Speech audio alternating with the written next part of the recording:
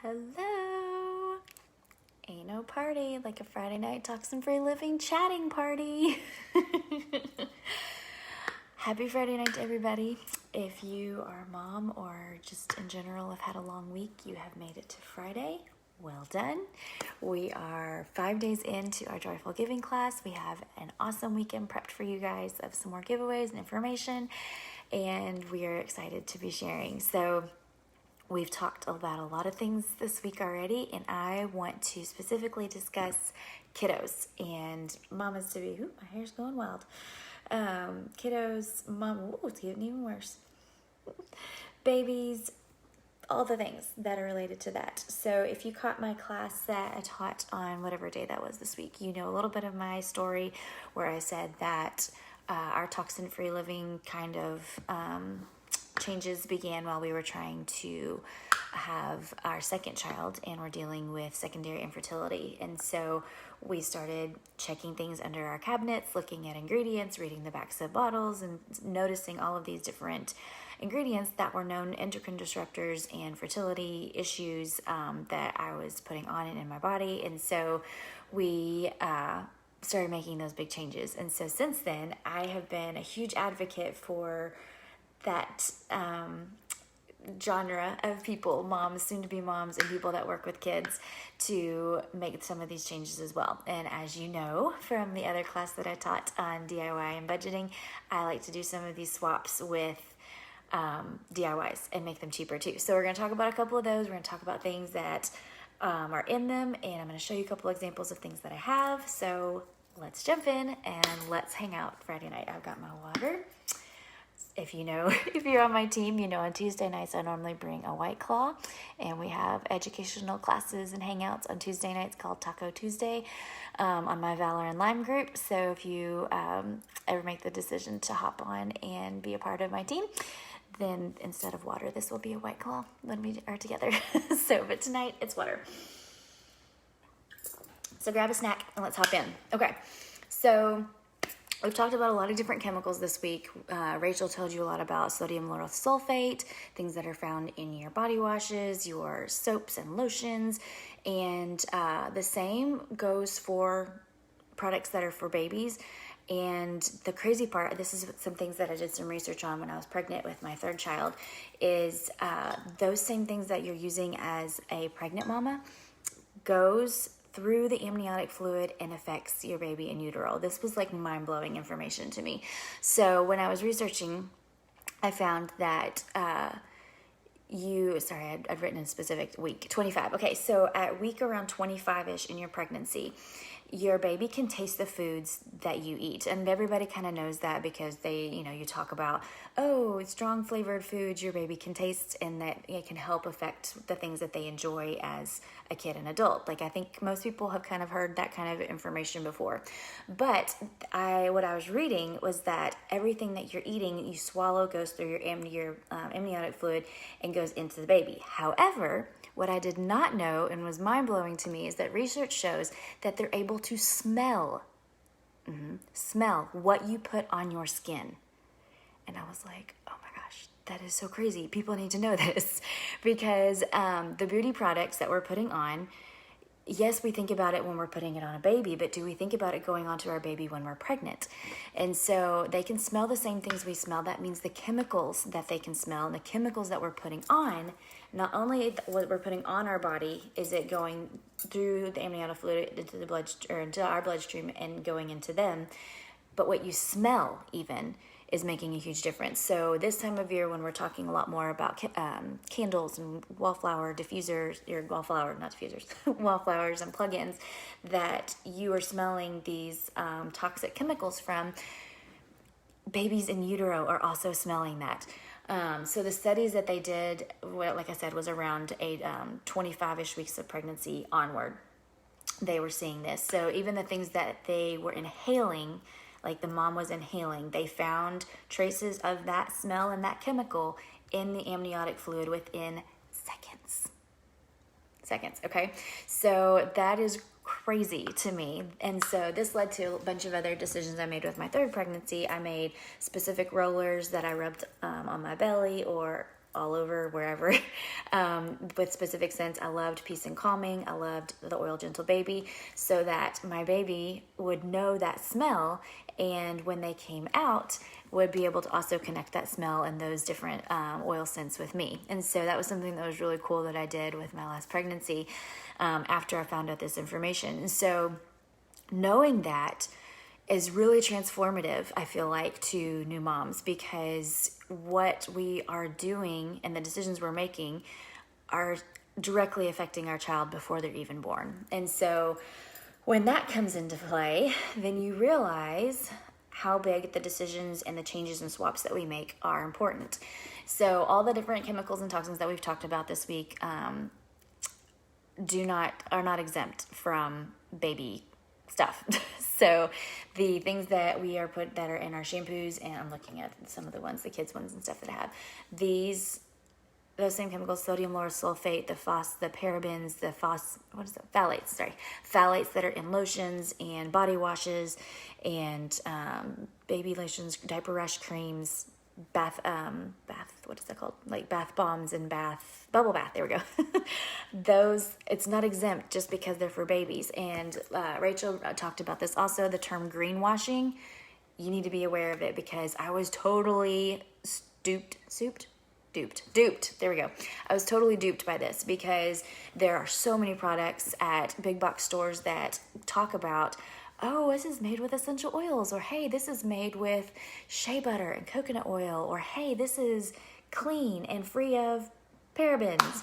And so you see that on a listing and you're like, oh, that's a really good choice. That's a safe choice for my child, without thinking to look at the back of the box and see, oh, well, there's also still phthalates in it, or there's still sodium lauryl sulfate in it, or there's fragrance still added, or there's all these other things that can be endocrine disruptors and that can still greatly impact your baby, but they've left out these other couple things to make you think that you're making a really wise choice. And it's so misleading, and it really makes me angry because you have to be so vigilant, and it's really hard as gatekeepers of our home to just constantly have to feel like you can't trust anything you purchase.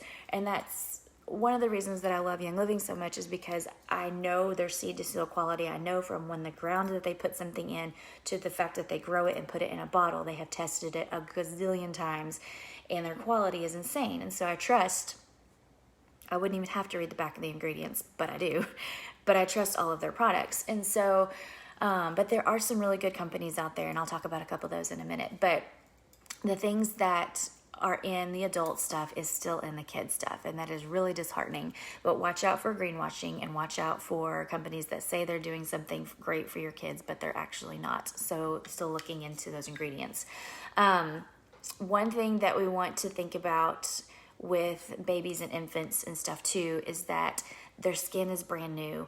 They are brand new. Their lungs are brand new. Everything is new to them. They're hypersensitive to way more things. And so I know in a pets class that I've listened to once, the same kind of applies with new babies, as far as like things that plug-ins and candles and things of that nature that have these toxic smells and chemicals in them that are being released into the air. It's even more so affecting the little lungs of your baby and of pets and animals and things in the house, because their bodies can't respond. Because their liver is smaller, it's harder for their body to process and break those things down. You also come in to the idea of bioaccumulation again. So at some point, your liver and the organs that you have inside of you are intended to take in these things through your nose and through your mouth and through your bloodstream, take them, break them down, things that your body doesn't need, and excrete them and get rid of them. But when you constantly and consistently are putting on items that are toxic or that are harmful, then it's called bioaccumulation, and it gets to a point that your body can't break it down anymore. And so that's one thing as an adult to be having that kind of bioaccumulation, buildup going on. It's even more so an issue with a baby who has a new liver and new lungs, and it's harder for them to break those things down. And so that's why we really want to try to make you guys aware of this, breaking this cycle of things that I wish I had known sooner. So many things I didn't know with my first kid, and that I still don't know even now with my third kid. There's still mistakes that I'm making all the time. But I want to make positive choices. You know, I don't know what caused my infertility that we had for 4 years before our first child. I have some ideas, but I don't know for sure. And so I want, to the best of my capability, to be able to set my children up for success in these areas where I didn't have success and where I really struggled. And I'd love to think that God used that really hard season for me to be able to share with other people what we went through and possibly help someone else not have to deal with it. And so, kids that are, you know, in these early years of development, you want to be setting them up for success, giving them good choices, helping them even understand what it means to read the back of a label, you know, helping them know what it means to look for things. So one of the first things that I kicked out, and this one was a big one because I had that, your smell is so deeply connected to your memory. And so there is a big baby detergent that when I smell it, I think of my first kid, and I'm sure all of you all probably do as well. And so I loved this detergent because that is what the epitome of having a baby clothing smelled like to me. And so I had it, I used it with my first kid, and I remember having it in my closet before we moved here. And so I looked it up. I think we've talked several times, the EWG app. It's a little green app when you go to look for it in the App Store. It's free. You can scan the backs of like barcodes on things, and it will tell you a rating between 0 and 10, 10 being horrific, dump it immediately, to 0 being fantastic, slather your body in it. And so I remember being new to this idea of testing out things that were in my house, and I was like, oh, I'm going to test out this baby detergent because it says great for sensitive skin. You know, the greenwashing, I'm telling you, it got me. It said it was great for babies. I'm like, well, of course I trust it. Why wouldn't I trust it? Like, why would it say it was great for babies if it wasn't great for babies? You guys, it was like a 9. And I was like, what? It was another one of those huge, like, mind-blowing minutes. Like, how can this be like a 9? Like, I use this on my baby. This is on all of his clothes. He wears it constantly. It's touching his skin, his largest organ of his body, all day long. And it's a 9 or a 10. And I was like, this is shocking. That's what I think was one of the first ditches. I was like, I can't believe that I totally have this in my house. And we all make those things. Like this, everybody makes these mistakes, and everybody knows, or everybody has things that they just don't know. And this was one of them. And so detergent was one of the big things that I dumped immediately. And used up, and then, made my own. So I made my own for a while, and I don't know if Nina's going to share her recipe. I think I might use her recipe still. So I've made that one before, and I loved that. I'm not going to lie, I was a little bit lazy. I have to shake it some. Sometimes it has some settling. I wasn't a huge fan of that. Just the way that my laundry room's set up, I have to get it down off of a thing to shake it, and it just was too much for me. So last January, I decided to try Young Living's detergent and Plant-Based Thieves detergent, and I love it. And this is the crazy part. I bought it last January, and I diluted it like you can do. We've mentioned a couple times in the classes this week. It's a highly concentrated bottle of detergent, and you can separate it into 3. So I made 3 of these out of the one detergent, 3 of these, last January. It is the middle of November, and I still have this much left. So I'm getting ready to make another batch. So we have, I had soap on that. So that's over 10 months of detergent. I think the detergent, I'm totally going to mess this up. I think it's $20-something, but it's lasted me 10 full months. And so,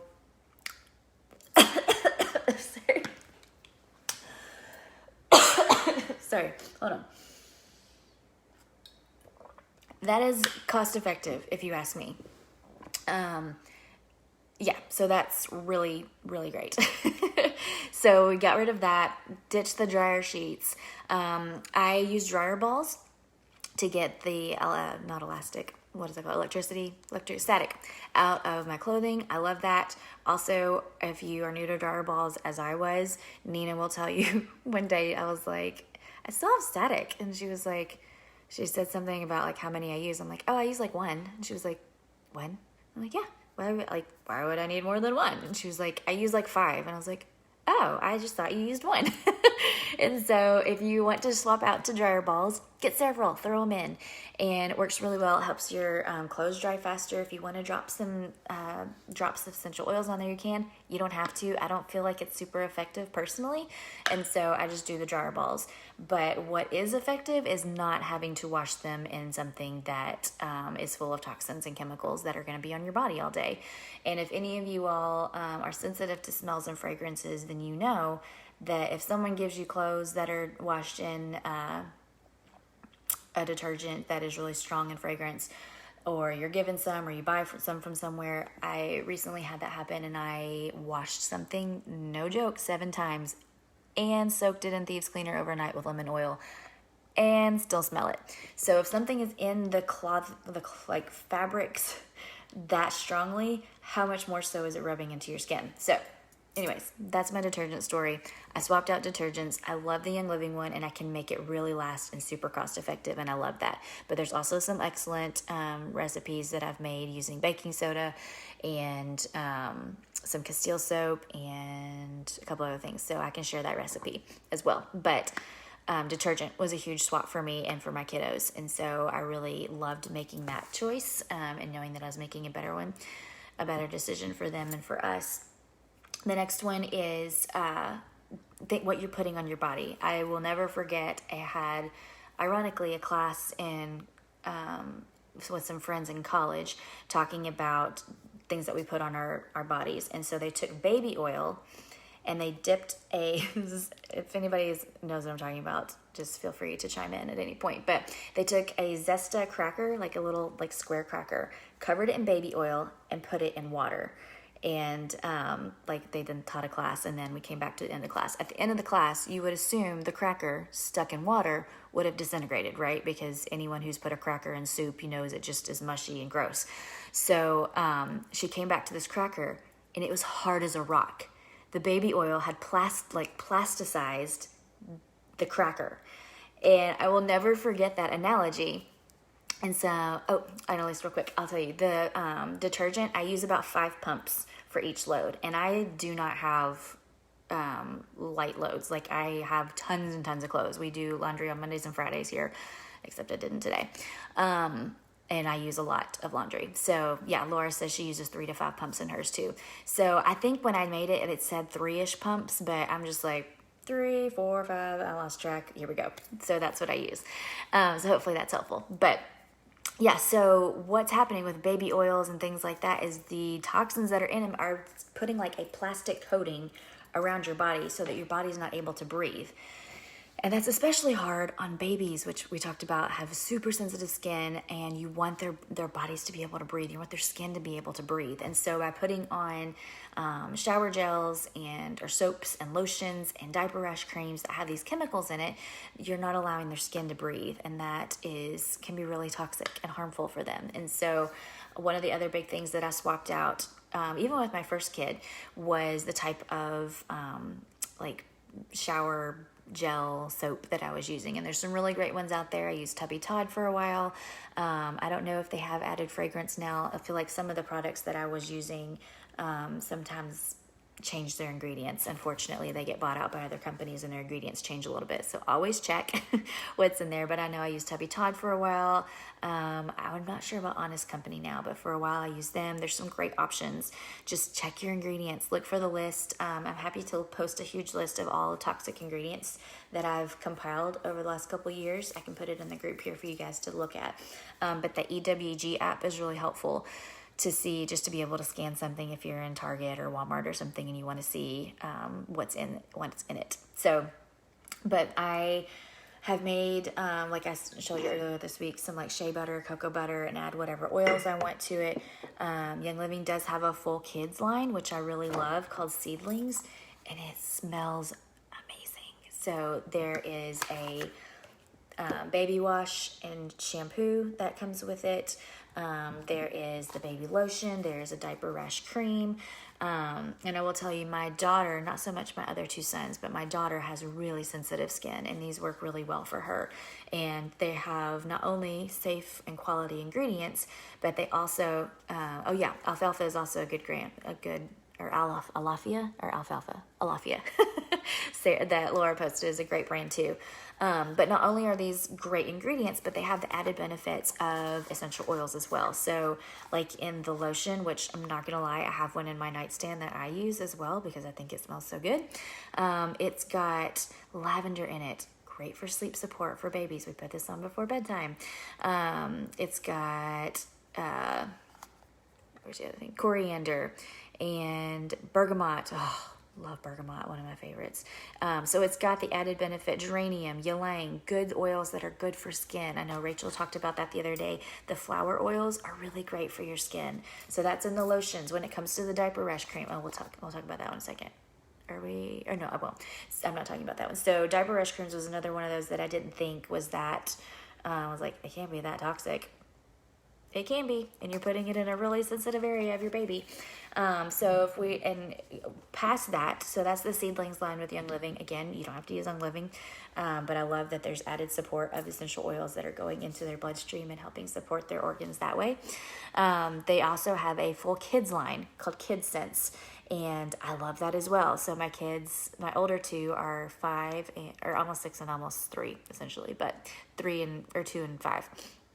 But the Kids Sense line, their shampoo, their body wash, love those as well. This one is more citrusy. And another great thing, if you want to with these, also very dilutable. So a lot of people will get their own like foam dispenser. I've done that before and put like half or a third of it into a foam dispenser and the rest water. I've done that with the kids.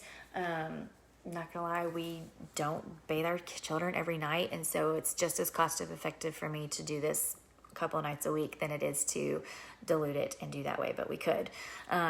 So I might compile a list on the group here this week too of all the different things that Young Living offers that you can dilute easily, making it even more cost effective, which, as you know, is really exciting for me. So their shampoos, their conditioners, their body gels, all of that can be diluted. The laundry detergent that I just talked about can be diluted and make them last even longer, which I love. So that was another big one, and it's free of the sodium lauryl sulfate. It's free, which is an endocrine disruptor. It's free of triclosan, which is an antibacterial property that's normally added to things, but it's really harsh on your thyroid. It's an endocrine disruptor, again, things that are hard on our skin, but even more so on kids and babies. The next one that I ditched, which I didn't even think about being a thing, I wish I'd known with my first kid, teething paste, okay? This one, you all, it takes 63 cents to make this one. It could not be any more cost effective when it comes to if you want to use Young Living. So I used to use a tablespoon of coconut oil, and I add 1 drop of clove, which is a numbing agent. I add 1 to 2 drops of orange or lime, something like that. These are all Vitality because they are going on their gums. An orange for flavoring. And then copaiba, which is an oil that's really good for inflammation. And so I will just mix those. Like if I get the coconut oil soft, put those 3 to 4 drops in, mix it with a toothpick, and I would show it to you. I have it in a little glass dish with a jar, but my son is teething, and so it is in his room right now, so that if he wakes up in the night, choop, choop, choop, I wrap it on his gums, or I put it on his passy and stick it in his mouth. And it has been a gem for my second child. Teething with my first child was a nightmare.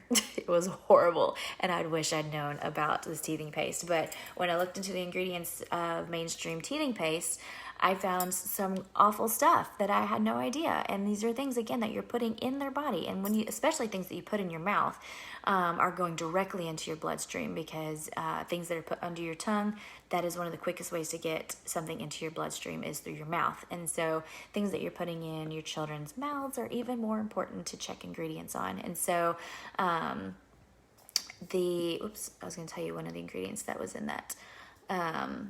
When you're making your own toothing paste, or things that you want to look for that are not in a toothing paste, is benzocaine. Most of them don't have benzocaine anymore, but there are still a few toothing pastes that have that in it.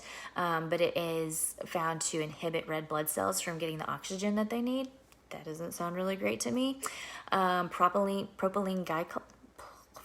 See, if you can't even say the names of them, then they're probably not good for you.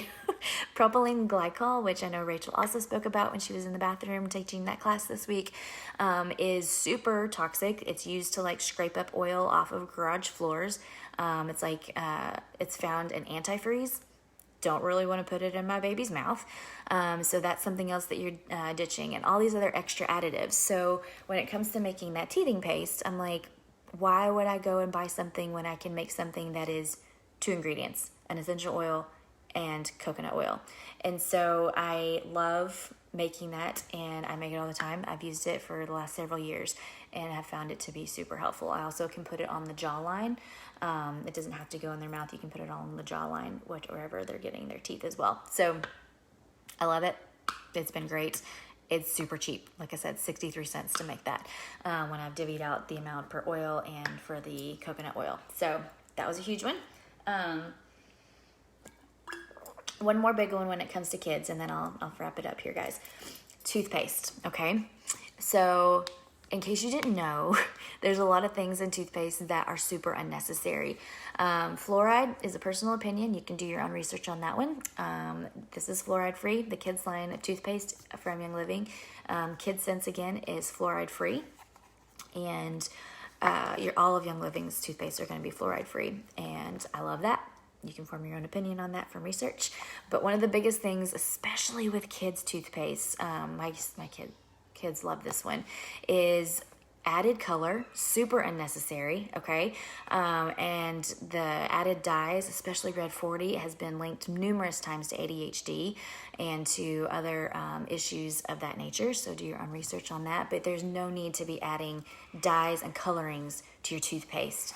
Another thing that is crazy to me is saccharin. Can you believe saccharin, a form of sugar in your toothpaste that you are scrubbing and cleaning? Do not get cavities, you are scrubbing and cleaning with sugar. So if you've ever switched to something like Tom's or something clean like that and then gone back and used a different product, you will legit feel like you're washing your mouth with sugar. So I have done that before. Like, I've gone and forgotten mine when I've traveled, and I'll use like a travel toothpaste that's in a hotel or something. I'm like, I feel like I'm brushing my teeth with sugar. So my baby just woke up, so I'm going to wrap this up real quick. But toothpaste was a huge one that I loved swapping out for my kiddos. Yes, Laura, there is so much sugar. Like, why? Like, I wouldn't have thought to even look at the ingredients for a kid's toothpaste, but it legit has saccharin in it. Check for it. Look for it yourself. It may take some time for your kids to get used to it if they're not used to that, but they'll learn to love it, and you will too. And I think it's really beneficial for your teeth to not wash them with sugar. So anyways, there's lots of great options. Like I said, Tom's, I think, has a great one. There's a couple other things that we want to be huge advocates this week of pointing you guys to some great options, that don't have to go through Young Living. You don't have to go through us. We just want to encourage you guys to make really great choices for your families, because we are the gatekeepers of our home. As parents, like, we are the ones that set what comes in and out of our house and goes in and on our kids. So, those are some big changes that we have. Young Living has its own kids line of oils that are already pre-diluted, ready to go. The names are pretty self-explanatory. Tummy Jize, tummy issues. Sniffle Ease, sniffle support. Genius is for like focus, things like that. We use it during school time. Owie, boo-boo support. And Sleepy Eyes is in my son's room, which apparently needs to be reapplied for this evening. And all of those that come pre-diluted. I love that. I love that they're safe. I love that they're ready to go. And that my kids reach for those as really great tools for, hey, I have a cut. Can I put some owie on it? Hey, I have, my belly hurts. Can I put some tummy jides? Like, these are great, excellent tools for them to grab and do themselves and have some sort of, control and ownership in their health and their body. So that's what I wanted to share tonight. And no talk is complete right now without a giveaway. So Gentle Babies has been a huge help to me in my entire process of having children. And this is an older copy of the book. They just relaunched it with a brand new cover that looks a little less like 80s-ish.